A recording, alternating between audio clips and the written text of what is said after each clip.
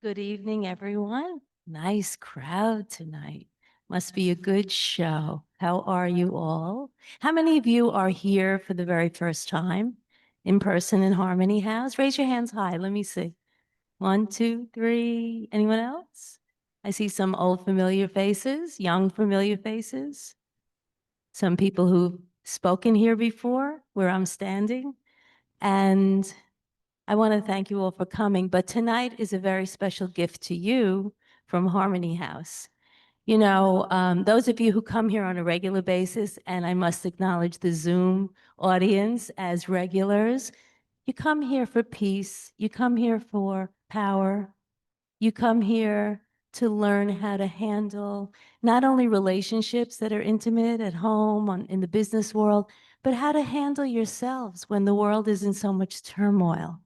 And our guest speaker tonight, you're really in a lucky seat tonight because Brother Ken is one of the people I call heavyweight champions of the Brahma Kumaris. He is an Australian by birth, but he is the coordinator of Latin American. You know, we have like 135, 40 centers around the world. We are not a small group.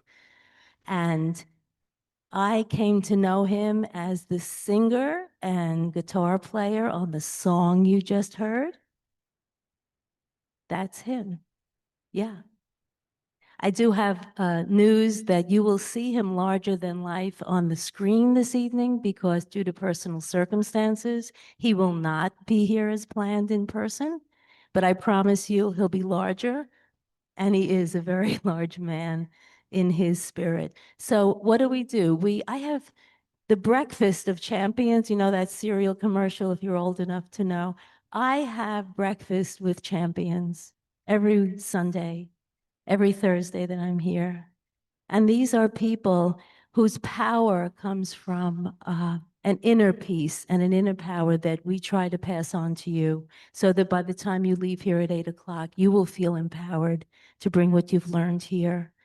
So as I said, we've brought a heavyweight tonight to you.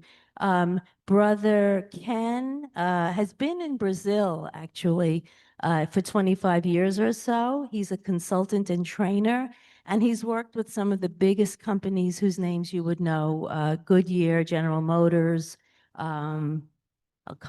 He has written 19 books, translated into almost 10 languages. He is a great brain.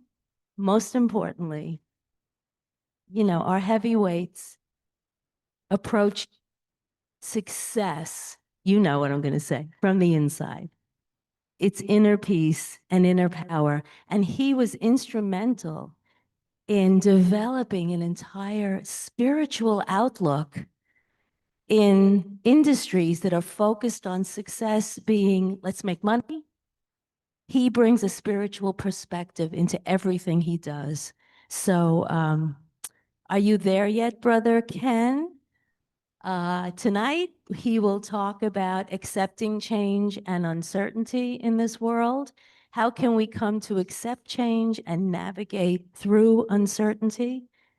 And he's going to explore, how do we adapt? How do we let go of controlling? Because when I get very controlling, I know there's fear as my motivator. I'm not going to ask you to raise your hand. How many of you are scared? How many of you come here because you want to find inner peace in a turbulent world now, right? So we do the best we can here. And I hope, I mean, it's lovely to see so many of you in person. And we know we have at least as many on Zoom tonight. And that's a wonderful thing. So without further ado, I'm going to ask if Brother Ken is here.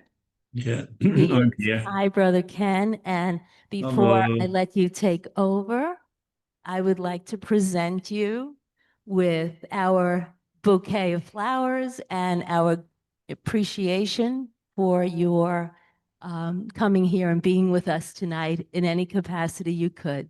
Thank you. Can you see the flowers? Yeah? Yeah, okay. I've got a Okay. flower for you all too. Ah, okay. I couldn't hear what he said. What did you I've say? got a flower for you all. Oh, I can't wait. But you're going to give it to me in person, right? Okay, Yeah, short anecdote, very short. I had the pleasure of sitting next to Brother Ken. Was it 2 years ago? We were at the Memorial Day parade. I couldn't get out of Harmony House. And I was sitting next to Brother Ken, watching him experience, Great Neck, Long Island, where we are, has one of the most elaborate um, parades. And he was sitting there with that little American flag, he's an Australian, in his hand. And the look on his face, I couldn't take my eyes off his face because he was quite surprised by the American way to do it. Am I correct, Brother Ken? that's right. Yeah, Okay. very beautiful.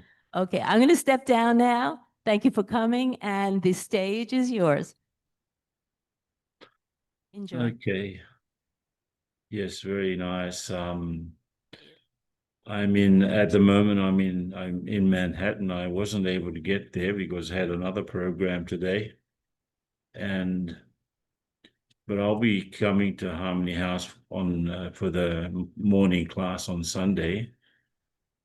There's a half day retreat here in Manhattan on Saturday, but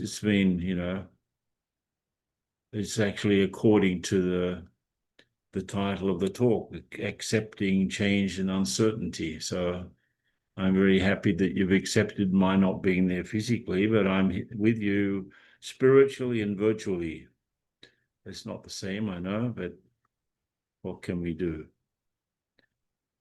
I was this today. I was sharing with you that I had a program here. It was at a company called Cisco, which is, of course, a competitor with Zoom, and they have what's called WebEx, and they have lots of systems. And it was interesting because the talk was about a similar topic to what we've got here, but it was about how does spiritual intelligence meet with artificial intelligence in this crazy world, in a way. And it was very, quite an interesting reflection because though we use artificial intelligence as an extension of our rational intelligence, we can get data more clearer and more summarized, but it doesn't help us with personal and internal decisions at all. That's me with myself. So we're surrounded by a world that's increasingly uncertain. I remember a few years ago, I saw an article in the Harvard Business Review, which is a magazine for leaders, I suppose, managers types. And it was saying how uncertainty has become permanent. So we are living in times of what called permanent uncertainty, and it gets more and more so. At the end, I think we can stop for a moment of silence for the victims of that terrible plane crash in Ahmedabad. And in fact, I've heard that two couples from Brahma Kumaris were on the plane.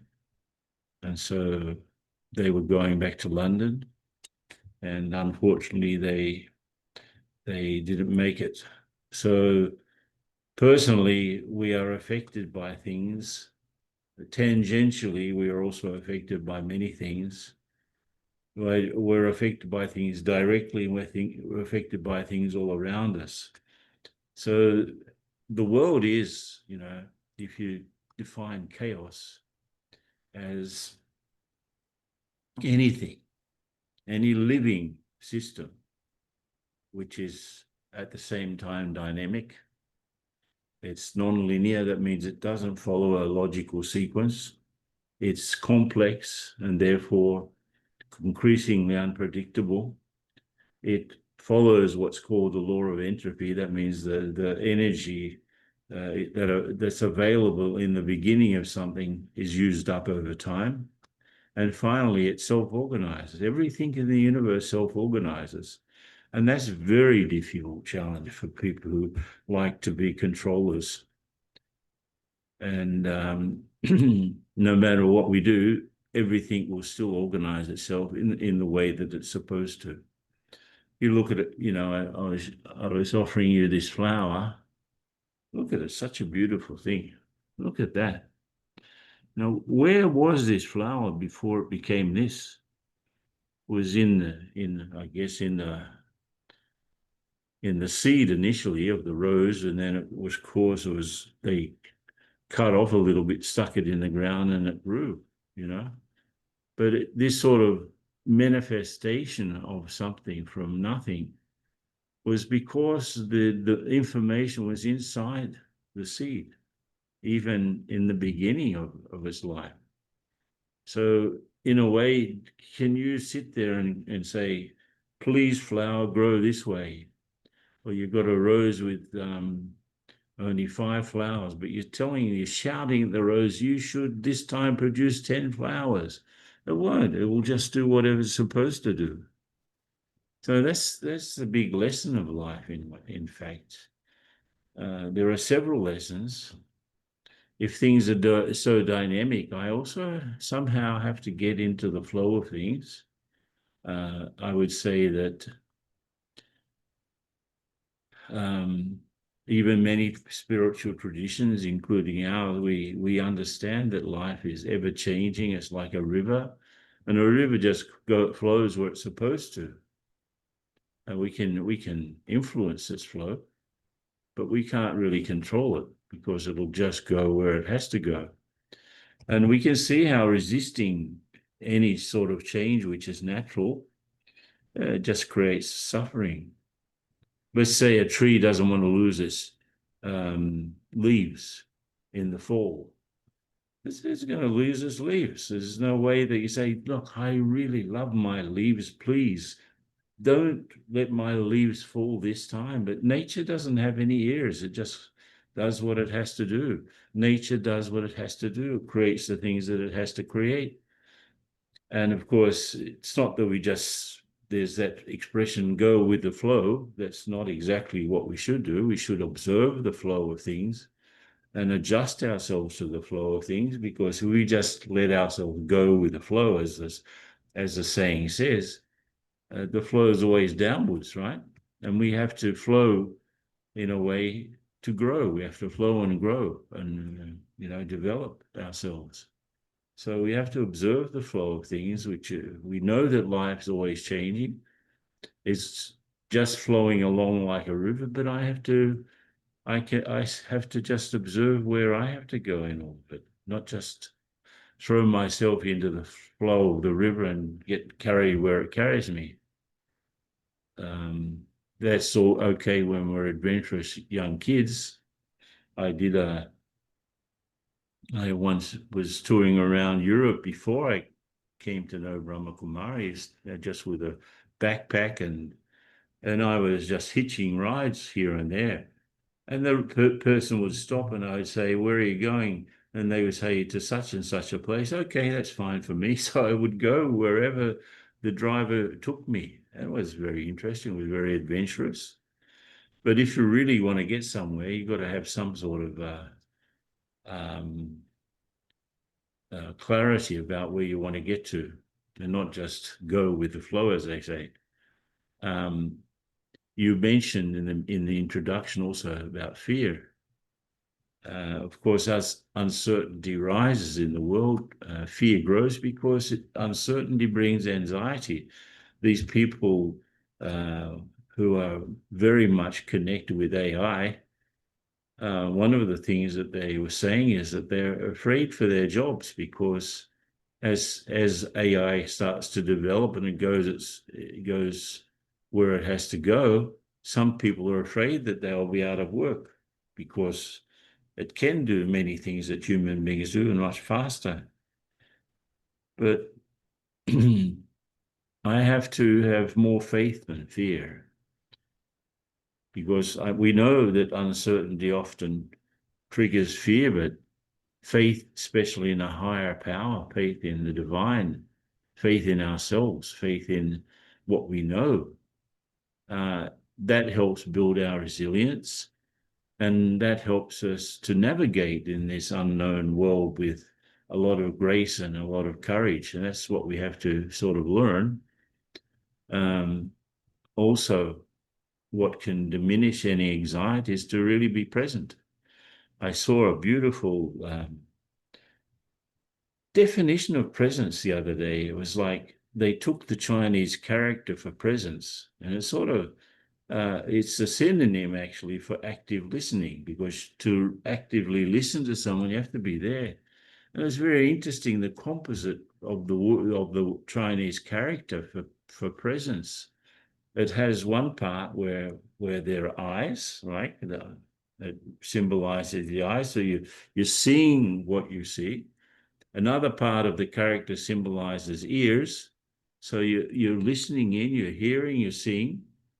Another part is sort of a line between you and the other person, or you and the other people around. So there is the you. The you can be a singular or plural.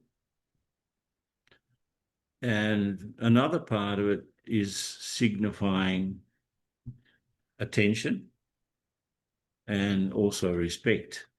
And finally, there's a part of it that shows the other person as a king. So if we sum it up, to be present and actively engaged with someone is to see them, hear them. Oh yeah, there's a part symbolizing the heart. So I'm present with my eyes, my ears, my heart. There's me and you. There's a connection there. And I'm respecting the other person or people as if they were kings. It's a beautiful idea, isn't it? So if I really am truly present, that actually diminishes the anxiety, because the anxiety is about an unknown future where I think, okay, this is happening, but where is it taking me? What's happening to me? Where do I go? So if I can become more present and attentive to the world around me, and that includes actually being grateful. If I'm grateful for the things that I have, I will worry less about the things that I don't have. So get up in the morning tomorrow and just have a look around you. How many things could you be grateful for? You're grateful for the fact that you're still alive. You're grateful for the fact that you still have health. You're grateful for the fact that you are surrounded by loving and caring people. Maybe you are grateful for the fact that you know certain things. If you have spiritual knowledge, that's an incredible source of being grateful, because you know more than the majority. And so if I have this focus on the present and what I have, I will tend to worry less about what I don't have. You know, I remember I was I was giving a talk at the state ministry in Brazil, one of the state ministries of public administration in the state of Sao Paulo. And there was one guy at the back of the auditorium, and in the question and answer session, he said, "How can I get a better salary?" And of course, salary in the public service is not something you really have much control over. I don't know how it is here in the United States, but most countries, it's a pre-established sort of fear of salary that you get, and it's fixed by law even some places. So you don't have too much control or say over what you're going to earn. So I asked this guy, how is your desk? And he said, well, it's a little bit messy, you know. What's the atmosphere like in the room where you work? He said, it's not really good. What's the relationship like that you have with the colleagues in your workspace? And he said, it's not very good. So I said to him, look, just take a look at your life. And he's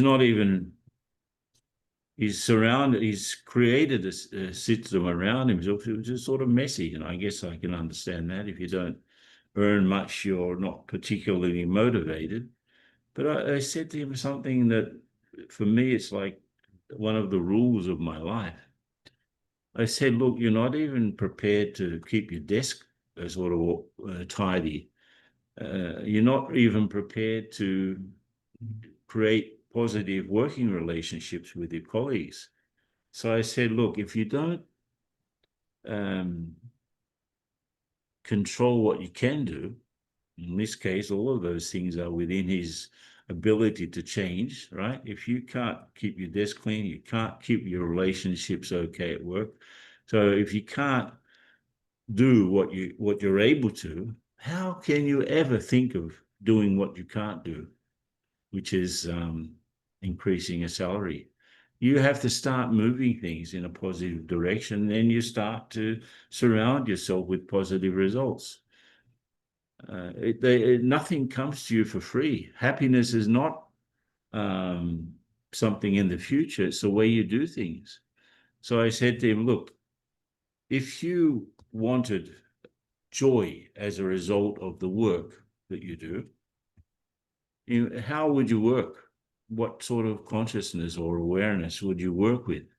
And he said, of course, if I want this joyful experience, I need to work with joy. If you want respect from others, what are you going to do? You got to respect others. So just by understanding the simple mechanisms of the return for our positive or negative thoughts and words and actions, then I can start to change things for myself. I can create different circumstances. It's not that I just have to accept things as they are. I can change anything. I remember a guy was he was coming to our center in one of the places in Brazil, and he became blind when he was 15. It's not the same as if you're blind from birth because you get used to it. But imagine becoming blind after you're already 15 years of age and you know what it is to see. He could have had an excuse for the rest of his life not to do anything because his family is quite a good one. He could have just not done anything and just accepted the fact that he's blind and work on people's pity for him.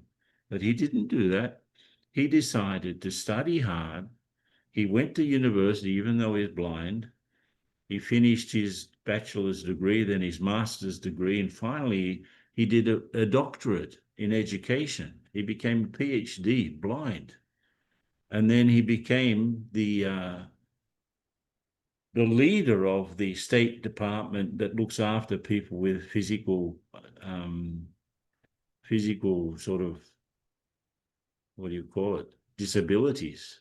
So he was in charge of the department of people with disabilities in that state. So he could have just accepted being blind and worked on people's pity until the end, but he would, no, I'm not going to accept this. I'm going to do something for the world. I'm going to help people who are like me. And so one thing is just to accept something, and it's funny to use the expression to accept something blindly. He was blind, but he didn't accept things blindly.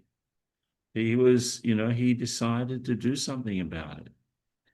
So this is how being focused on what you can do, you start to cultivate change in the way that things come back to you.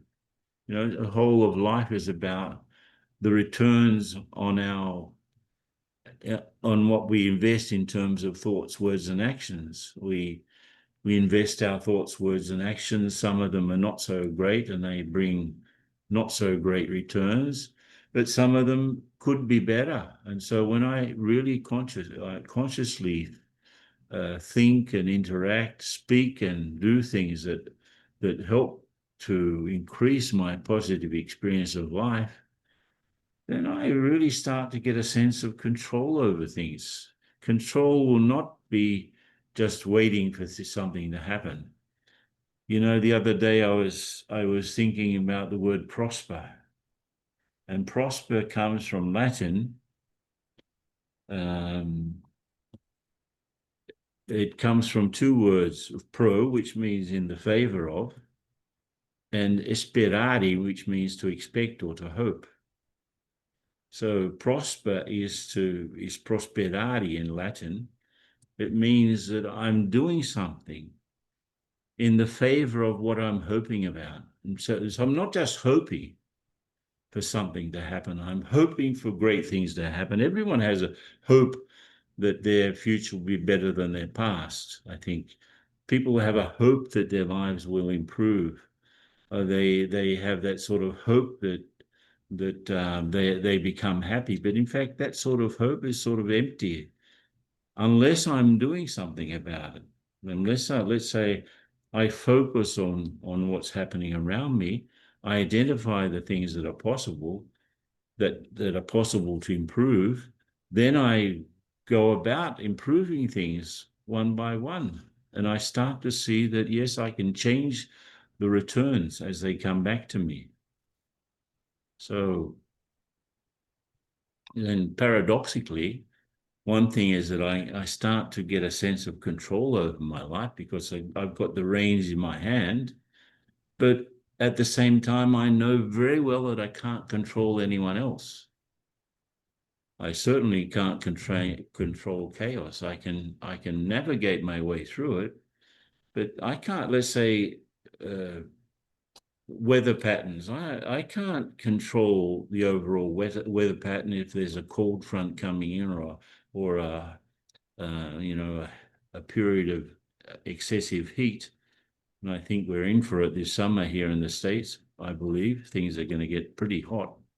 At the same time, I just heard that from Brazil and from our retreat center, which is up in the mountains this week, it's going to be extremely cold. So we have a retreat this week, the next weekend that I'll be there for, and the provision, the prediction for the weather is to be extremely cold. So I can't control that. I can just control how many clothes I put on to stay warm, right? But I can't control the weather. So I can't control the financial markets. I can't control the traffic. Yesterday we went to Brooklyn from Manhattan. We went to a hospital there in East Brooklyn. And, they said, I said, how long does it take to get there? It takes about an hour. It took us 1 hour and 45 minutes to get there. So the traffic was horrendous. So I can't control the traffic, but I can control my mood while I'm sitting in the traffic, right? I can't control other people, but I can control how much positive energy I send to them and hope that has some impact on them. I can't control things. I can influence them. One of the things of leadership is a good leader is like a gardener.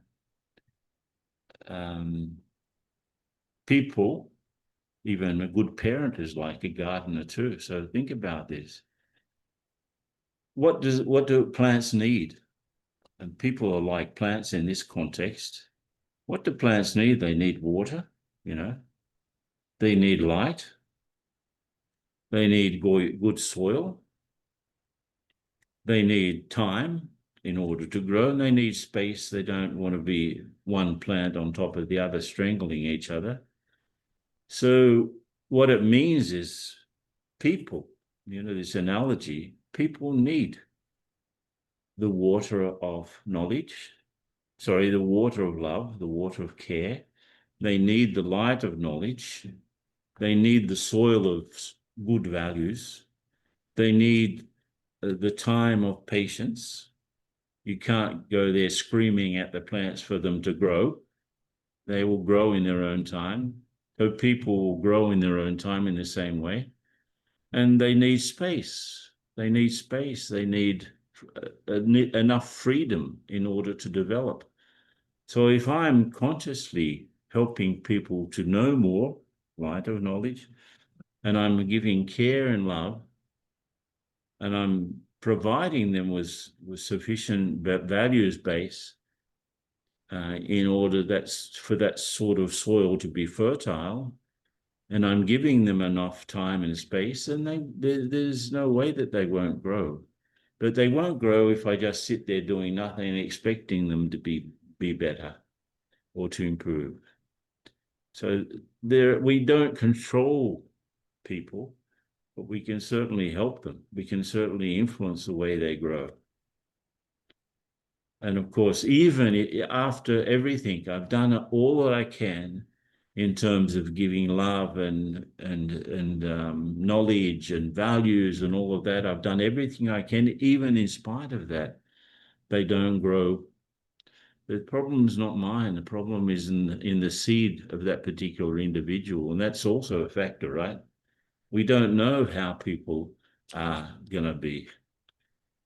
Now, if we have a long-term view of things, that we did exist before this life, we continue with this life, and after this body finishes, we will continue. It's not that we come into this world empty-handed and we leave empty-handed, like some people say. We actually come with the baggage of previous lives. We don't come with the details. We don't remember anything, but the sorts of things that we were developing will be there from the very beginning. They'll start to appear when we're even babies. And the sort of person that I become has a big influence of the previous life or lives. And we don't leave empty-handed either. We don't take anything with us physically. We even don't take the memories, but we do take the sorts of things that we're building up. If I was building up patience, if I was building up impatience, I will definitely take that to my next destination. So if I have a sort of at the same time that I have this vision of the present, and I'm seeing things as they are now, I'm also aware that everything has a past and a future as well. So I'm not ignoring that.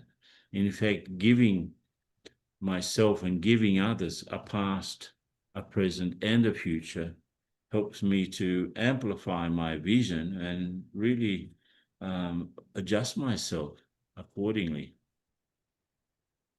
So even though on one side control is an illusion that I can control things and people, I can control myself. I can control my thoughts. I can control my words. Like, I'll give you an example. I'm going to speak deliberately slowly now because I can control the speed of my words. In the same way, I can control the speed of my thinking.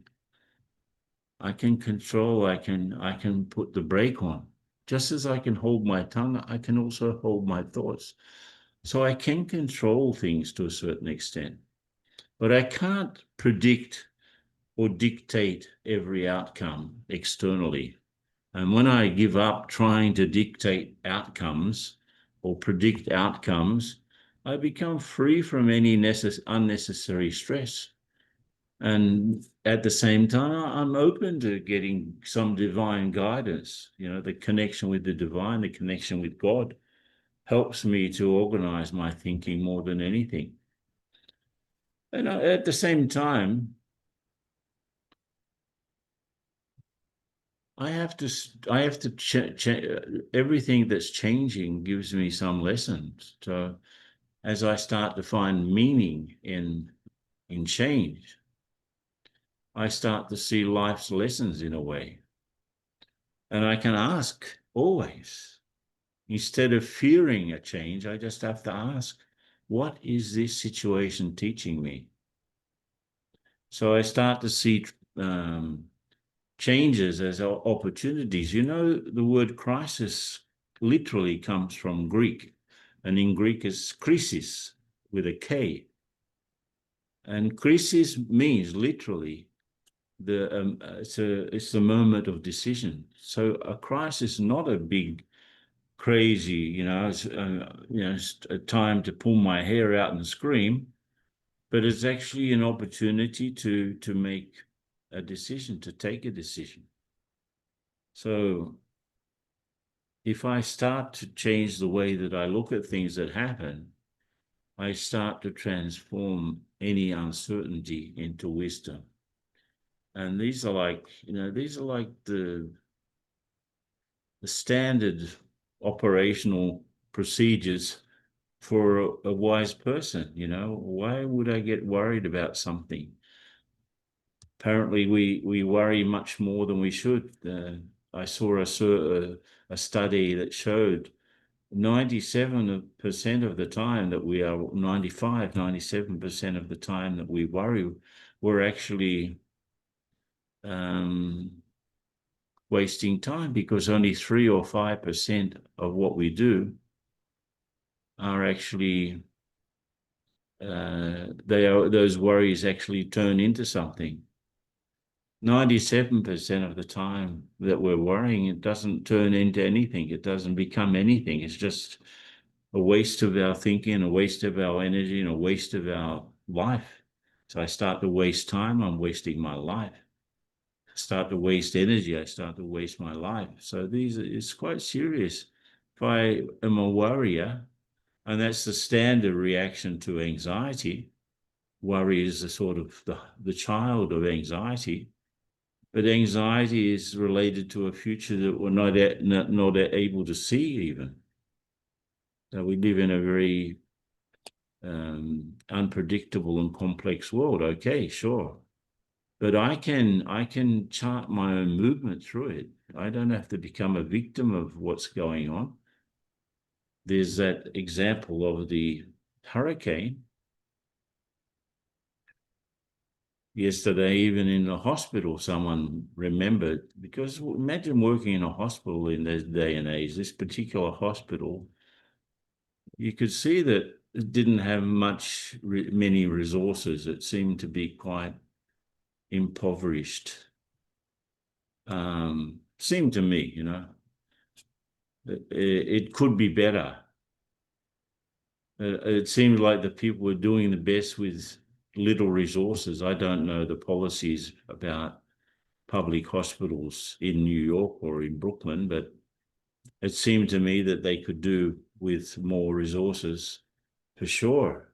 So the people were a little bit bothered. I think they work too much, probably, if you ask them.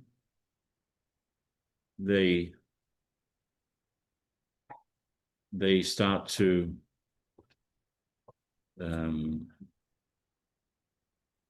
they said there was sort of an air in the room of sort of, well, I wouldn't say it was very vibrant or very powerful or positive, but let's go. It was more like waiting for something bad to happen. I think it seemed. I may be wrong. But in other words, what we have to do is we can change the atmosphere. In fact, somebody asked me, how can I make a change at my workplace? The bosses are very, let's say, dictatorial. No one has a say. Everything is sort of, I can't even open my mouth.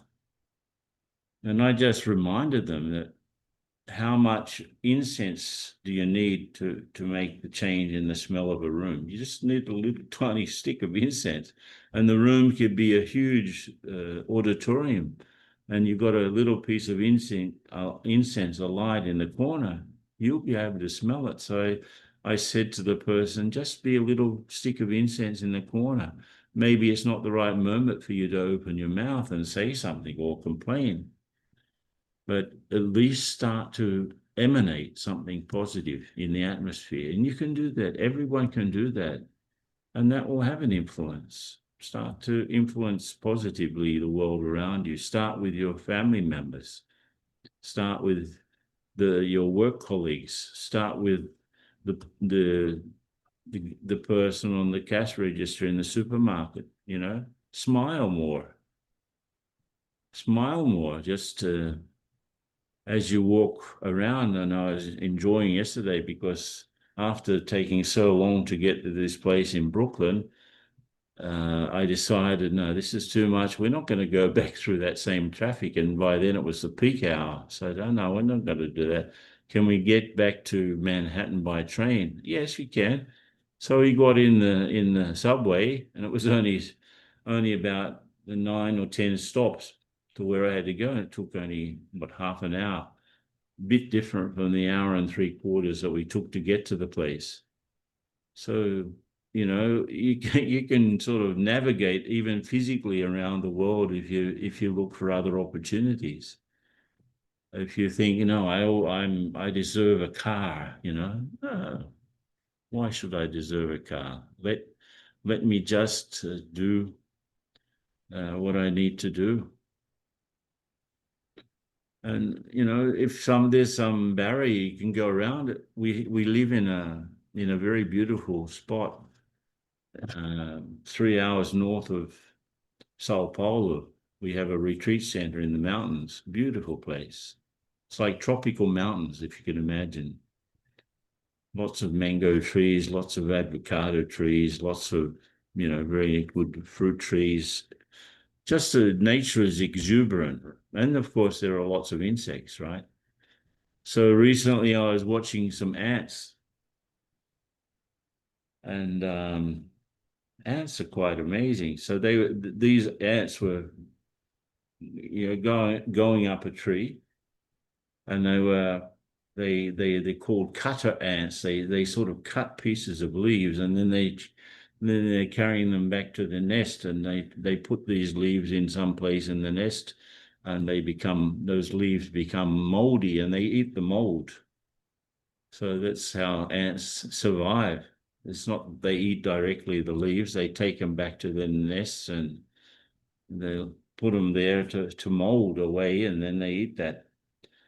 So they were busy, and of course the ants were carrying pieces of leaf about 20 times the size of their body. It's amazing, how they managed, and they were climbing up this tree, getting pieces of leaf. Actually, they were leaves of an avocado tree. They love avocado leaves, and that particular tree gets stripped every year, but then it grows back in full force.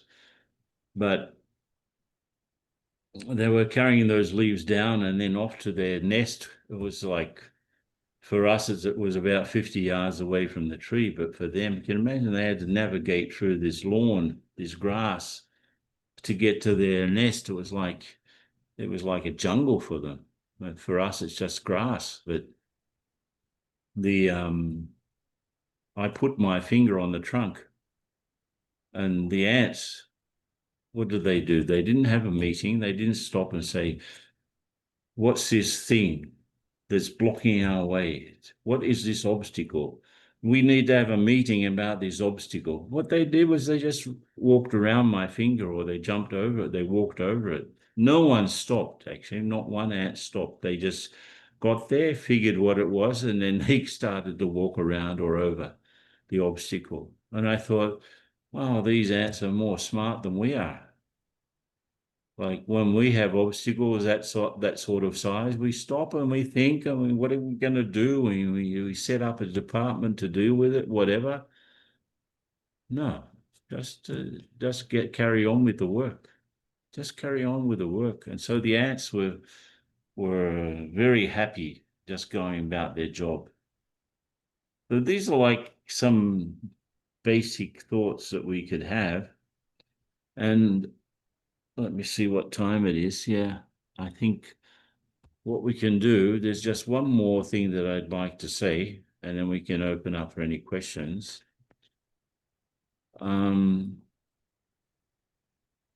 I have to know where I am in order to make any decision. What are the influences on my life? What are the facts?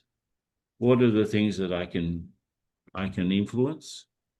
What are the things that I can't control? Don't try to control something that I can't control, but work out what are the things that are under my control, and let me concentrate on those things. And just look around, figure out where I want to get, figure out a few steps to get there, and start out with positive thinking, openness. I can be guided by my own inner sense, but more especially, I can be guided by my connection with the divine. So I'm going to conduct a sort of little meditation just to finish off. And then we can open up for questions, and then there'll be another meditation, I believe. But just everyone sit for just a 1 minute sort of pause, okay? And then you can think of any questions that you'd like to ask me. So just pausing. I'm sitting in the middle of my life, lots of things happening around me, lots of relationships around me, lots of things that are pulling or pushing me. But at the moment, I'm very calm, very, very easy about what's happening around me. And I just remember that I am this spiritual being going through the human existence. I'm this tiny child of the divine. I have qualities in me that are similar. I have peace, I have love, I have contentment. These are my deep qualities. So if I can, through meditation, just pausing and get in touch with these, access these qualities and bring them into my life, then I will definitely have a different experience of the same things. And I don't need to change the relationships. I don't need to change the people. I don't need to change the work even or the job, but I can easily change my attitudes towards everything and everyone. And then I'll start to have a better experience of the same things. Instead of suffering, I can start to chart a course or navigate through the different challenges that are there. Okay? Just have faith in yourself. Trust. Trust in the flow of things. Trust. Have faith and not fear. Have a sense of presence. Let go of the control of the things you can't control and start to control the things you can. And find meaning in the things that are happening around you. Meaning can help us to understand life's lessons. Okay? So those are the things that I wanted to share. So if anyone has any questions. Thank you, Brother Ken, so much. Any questions? Comments? Well, I found out something tonight while you're thinking of a question. I'm a little stick of incense. And I know I spoke about Brother Ken as being the heavyweight champion, one of the champions of the world, the champion of spirituality and bringing peace and everything. Well, I'm blessed with this job of MC along with Michelle. We alternate weeks. I am blessed with being that little stick of incense because I'm only 9 years old, even though I may even have a few years on Brother Ken. I am 9 years old here studying seriously, and I am actually bringing these people to you and bringing whatever I have learned here to you. So that's enough out of me. I am prosperous, right? Prosperous little stick of incense. Thank you again, Brother Ken. Who's got a question or a comment? It's a great opportunity. Don't be shy. Let's see. Anyone? Okay. Michelle, 1 second. Zoom has to hear you. Shanti, Brother Ken. I'm not sure if this is an appropriate question because I never thought of that acronym in this setting, but AI, you talked about AI, and I'm first seeing it in my work. I work in the government. I've never realized that AI is just dealing with the physical world, that there is no spiritual AI. Am I correct? I mean, I just gave me pause. I have to think about that. My judgment is out on it right now. I'm not sure. I think everything man-made, if you will, is plus and minus. It just lends itself to eventually entropy, if you will. But I was wondering, is there any discussion about AI in a spiritual sense? Well, the talk that I had was about the interface between spiritual intelligence and artificial intelligence, and it was at Cisco. So it was it's interesting that they're open for such a discussion, actually. But the thing is that, like any technology, it can be good or bad. You know, GPS was developed for the military to have more accurate bombs. But everyone uses GPS to get around these days in their car. So it's on one side, it's a technology that can be used for good or bad. AI is the same. And in fact, we have three basic types of intelligence. We have the rational intelligence, like the IQ, which helps us deal with things and substances and data, objects. I would say that AI is just an adjunct to the IQ in a way. So it helps us to understand data more quickly, which is a good thing. It can simplify our work, but doesn't help us in our relationships necessarily. We can make lists. In fact, one lady was saying that she made instead of having a conversation with someone about very delicate behavioral issues, she used AI to figure out what sort of a person the other one was. And it helped her immensely to understand better. But of course, it didn't help her to have the conversation, right? So it helps us to a certain extent. But there's the part of how do I deal with others really at a deeper level. The AI can maybe give me lists of bullet points, but it doesn't actually help me in having the right conversation or having the courage to have the right conversation, because courage is something that comes from the soul. And so, and it can help me to understand myself even, like the details and the profile, my profile I can understand, but doesn't necessarily help me to change if I want to change anything. For me to change myself, I have to understand myself much more deeply than AI can give me the data, it won't give me the power A to question? do that. Okay? Thank you. Yes, I have a question. Yeah. Okay, oh, not actually a question, but I would like you to just give us a brief description of the basics of something you mentioned, which to me is very important with family and friends. You talked about presence and active listening, and I find it sometimes difficult of finding close people when speaking. They are engaging in other things and not like paying attention. So later on, they didn't get what you said or whatnot. Could you give us a little basic form of having a good conversation?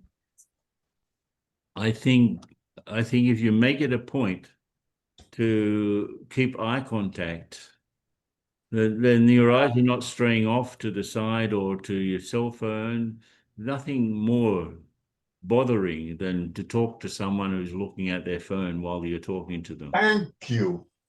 Thank you so much. I like that. Continue.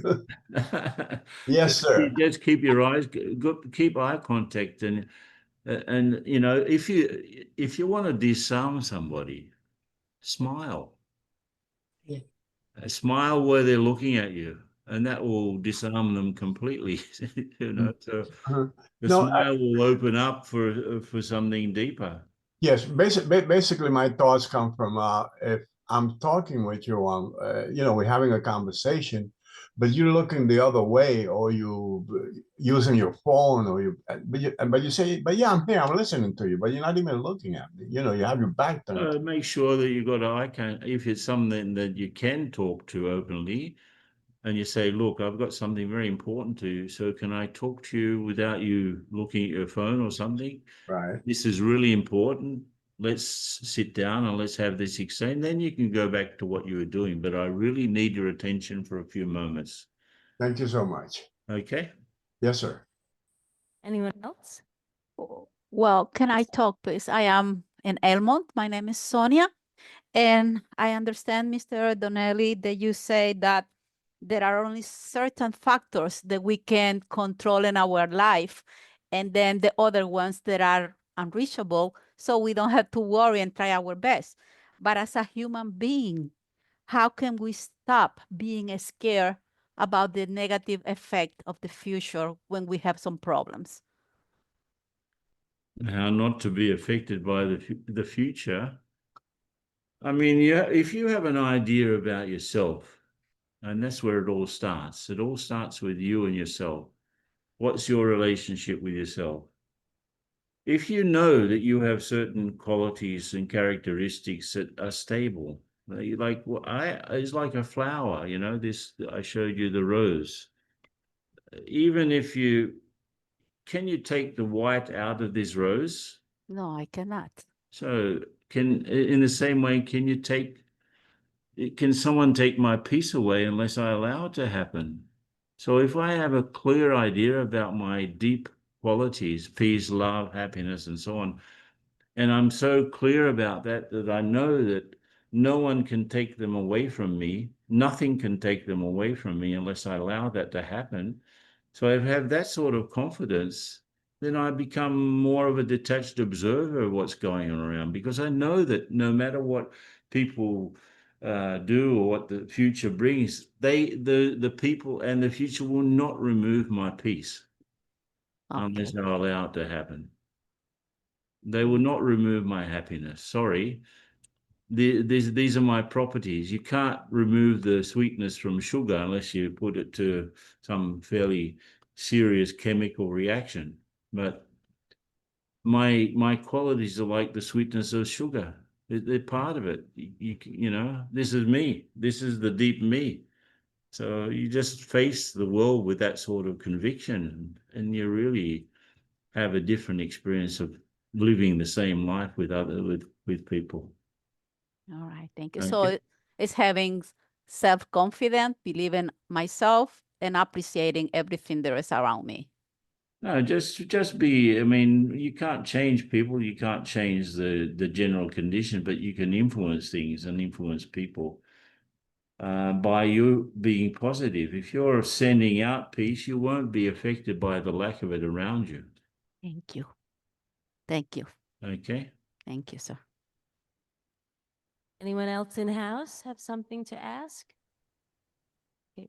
I just want to make sure I mention to all of you before we leave that on Sunday, June 22nd, from 3 to 5, we have the Spirit of Yoga, and everybody's invited to come. It's the International Day of Yoga this year, and we're going to have the Consul General of India here and our world global head now, Mohini Didi, who is newly appointed, and she is the chief administrator, and she will be here also in person. So we hope you can all make that. There are flyers in the back when you exit.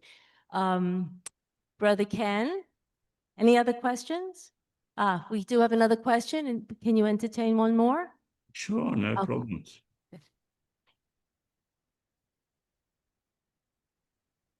So, Brother Ken, thank you so much for all this knowledge. I just have a question. There's so many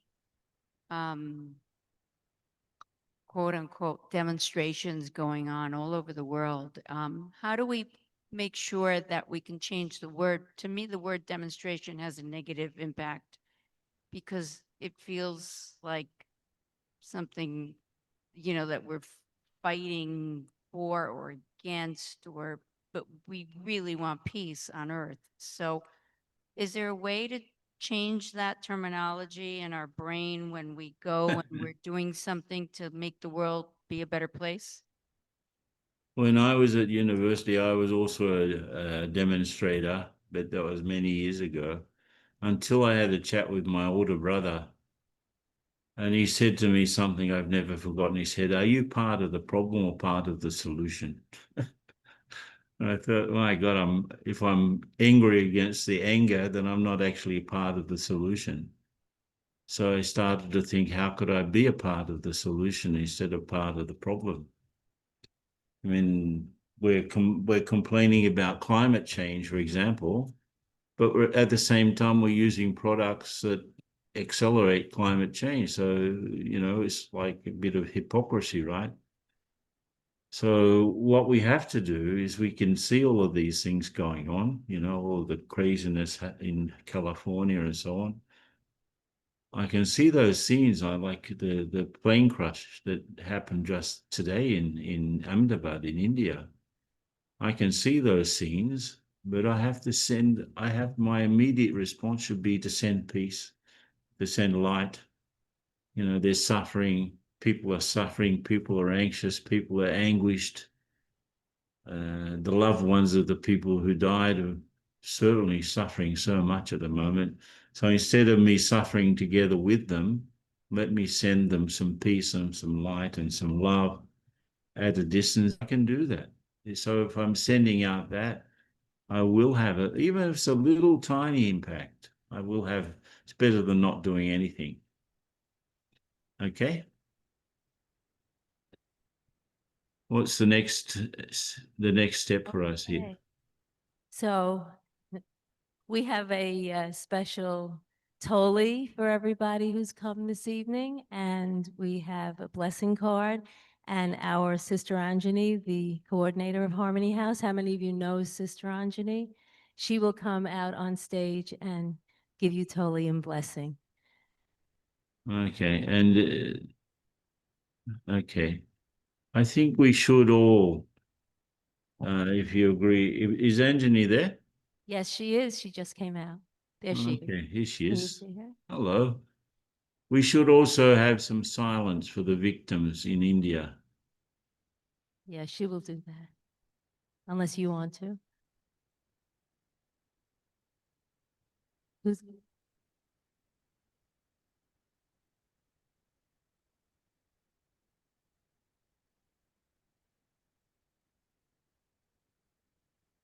Hello, everyone. I'm Shanti, and a good evening and really warm welcome to everyone. And Brother Ken, we thank you so much for being with us this evening, even though it's Zoom, but it feels like you're in the room with us. Is everyone happy with him being on the Zoom and you're contented? Yes? Because we got what we wanted, right? We wanted to hear him, and we also felt his powerful, lovely, sweet, caring vibrations. And so if the scenes of drama brings these scenes in front of us, where we can't have a person, instead of spending our time thinking, why is this person not here? Why is this person not here? We enjoy the evening, sitting together in this room, creating such a beautiful atmosphere in the room. And so, Brother Ken, we are very happy that you were able to be with us. So what Brother Ken is suggesting is that we all share our sweet, loving, peaceful thoughts in the form of that beautiful vibrations to those souls who have left their bodies today in this plane crash.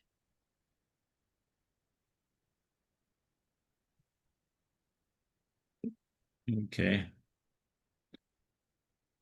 So we connect up with the lighthouse, the supreme one, get that sort of going in us and send it out through us to the world, especially focused on this suffering. Well, there's a lot of people suffering at the moment, not just in Ahmedabad, but all over the world. So 1 minute of deep and powerful silence will help everyone.